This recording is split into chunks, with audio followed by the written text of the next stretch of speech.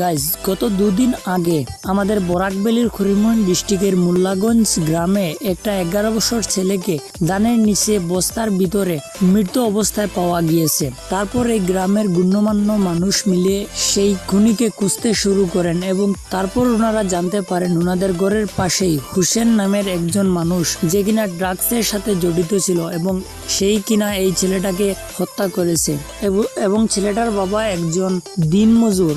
আর ছেলেটার কিন্তু ভাই বোন আর কেউ নেই, সে ছিল তার মা বাবার ঘরে শুধুমাত্র একা। এখন আপনারাই বলেন, এরকম যদি মা বাবার একটাই সন্তান থাকে আর সেটাকে কেউ যদি হত্যা করে ফেলে তাহলে কেমন লাগবে মা বাবার। সো এই বিষয়টা দেখে আমাদের বরাকখণ্ড পরিবার সেই জায়গায় গিয়ে উপস্থিত হন এবং ওনারা 2টা ব্লগ আপলোড করেন এবং ওনারাও সেই খুনির বিরুদ্ধে ফাঁসি চাচ্ছেন। সো এই খুনির সম্বন্ধে আপনাদের মতামত কি অবশ্যই কমেন্ট করে বলবেন। আর বরাকখণ্ডের কাজগুলো আপনাদের কাছে কেমন লাগে অবশ্যই কমেন্ট করে বলবেন।